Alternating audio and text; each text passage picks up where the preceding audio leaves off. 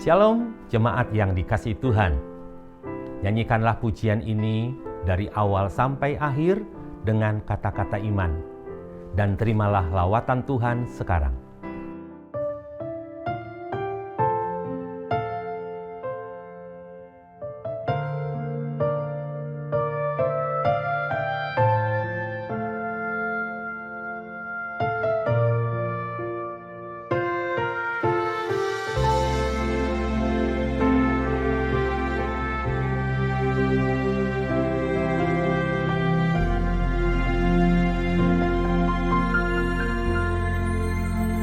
Jesus, I believe you are my healer.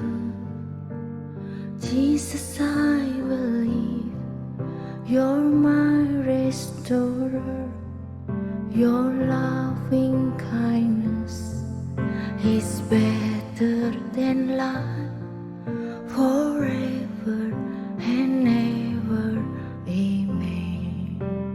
Jesus, I believe you are my healer. Jesus, I believe you're my restorer. Your loving kindness is better than life, forever and ever. Amen. I worship you.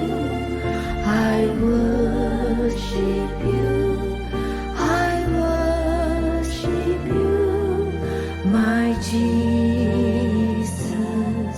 I worship you, I worship you, the one that I love and adore.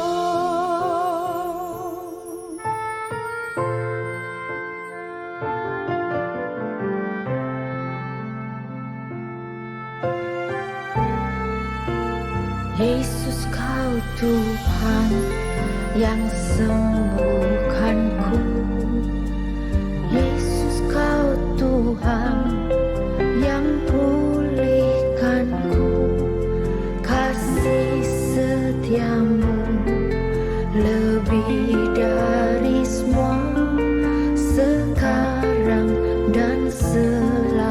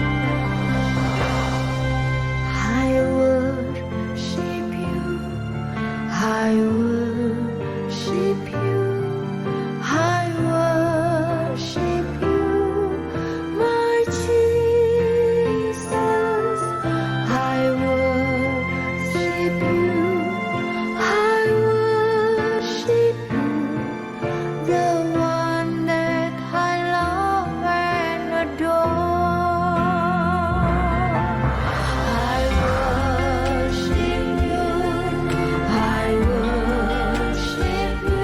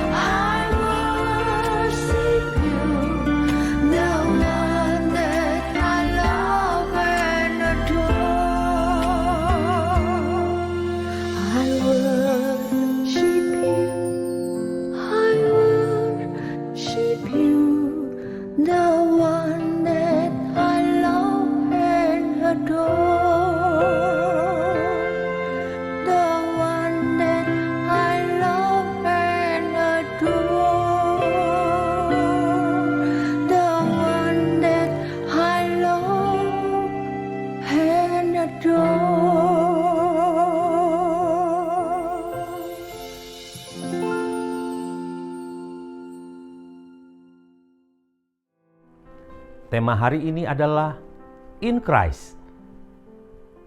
Galatia pasal 3 ayat 26 sampai 28 memberi kita wawasan tentang pemahaman dan arti di dalam Kristus.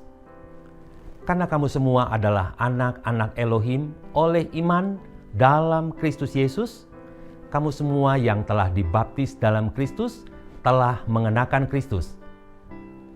Ada 3 hal yang baru yang kita dapatkan di dalam Kristus. 3 new in Christ. Di dalam Kristus Yesus, kamu semua adalah anak-anak Elohim karena iman.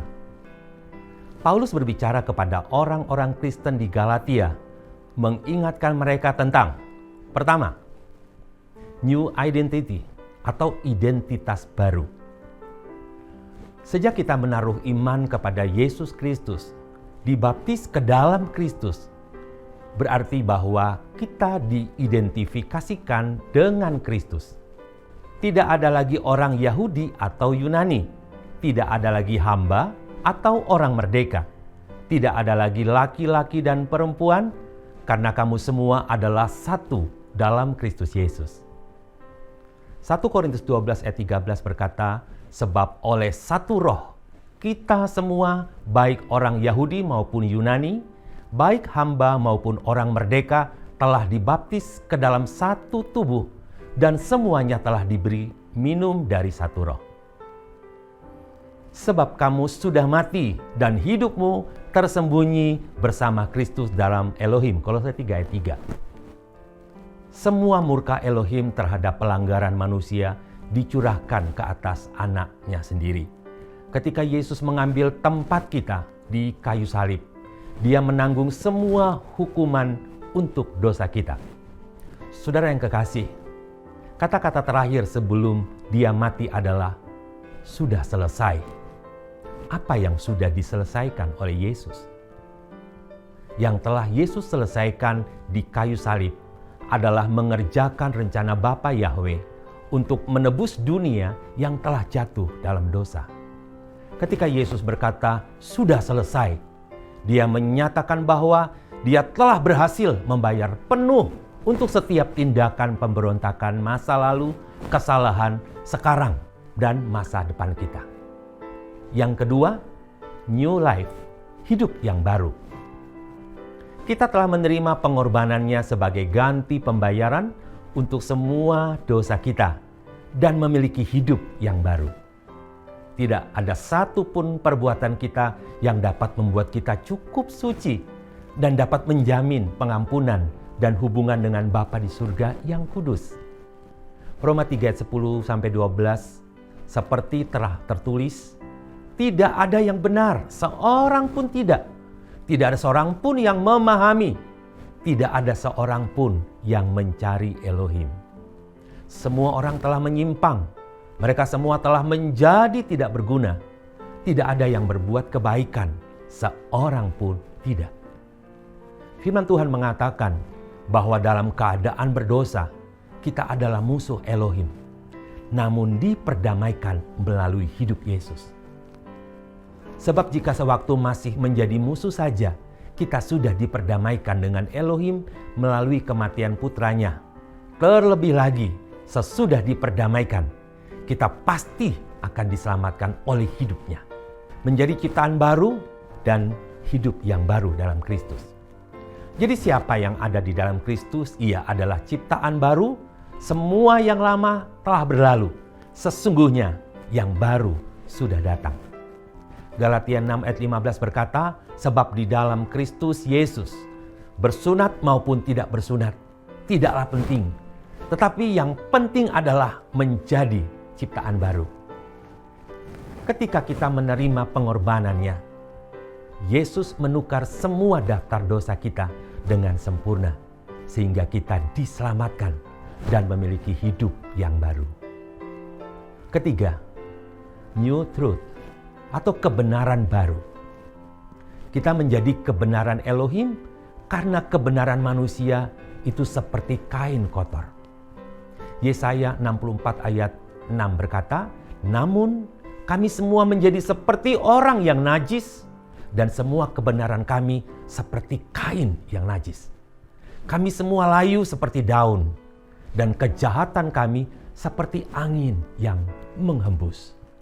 Elohim telah membuat Kristus yang tidak mengenal dosa menjadi dosa karena kita, supaya di dalam Dia kita menjadi kebenaran Elohim. 2 Korintus 5 ayat 21. Untuk memasuki hadirat Bapa yang kudus, kita harus ada di dalam kebenaran Kristus. Menjadi di dalam Kristus itu berarti bahwa Yahweh Bapa kita tidak lagi melihat ketidaksempurnaan kita, tetapi Ia melihat kebenaran Anaknya sendiri. Kita memiliki kebenaran Yesus itu. Efesus 2 ayat 13. Namun sekarang, di dalam Kristus Yesus, kamu yang dahulu jauh sudah menjadi dekat oleh darah Kristus. Sebab aku akan berbelas kasihan atas ketidakbenaran mereka dan tidak lagi mengingat dosa-dosa dan kejahatan mereka. Ibrani 8 ayat 12. Ada pertukaran di salib. Jadi siapa yang ada di dalam Kristus, ia adalah ciptaan baru. Semua yang lama sudah berlalu. Sesungguhnya semua yang baru sudah datang. Hanya di dalam Kristus seluruh hutang dosa kita dibatalkan. Hubungan kita dengan Bapa dipulihkan. Punya identitas baru. Dan keselamatan kekal kita terjamin. Karena kita menjadi kebenaran Elohim. Haleluya. Mari siapkan diri kita untuk melakukan perjamuan suci. Roti ini adalah persekutuan kita dengan tubuh Kristus yang telah dipecah-pecahkan untuk kesembuhan segala sakit penyakit dan kelemahan kita.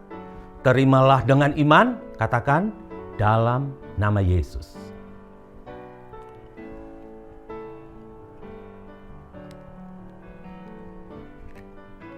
Cawan ini adalah persekutuan kita dengan darah Yesus yang telah dicurahkan untuk pengampunan dosa dan pelanggaran kita. Terimalah dengan iman, katakan, dalam nama Yesus. Mari kita berdoa. Bapa yang baik di dalam Yesus Kristus Tuhan, terima kasih untuk kasih-Mu. Terima kasih kami menjadi anak-anak-Mu yang dikasihi. Terima kasih hidup kami menjadi baru, kami menjadi ciptaan yang baru. Dan kebenaran Elohim Tuhan ada di dalam kami. Engkau tidak melihat pelanggaran kami, tetapi Engkau melihat kebenaran Yesus yang ada di dalam hidup kami. Terima kasih untuk berkat-berkat-Mu hari ini. Dan kami menerima semua kebaikan Tuhan di dalam Yesus Kristus Tuhan. Haleluya. Amin. Yeshua HaMashiach, bless you.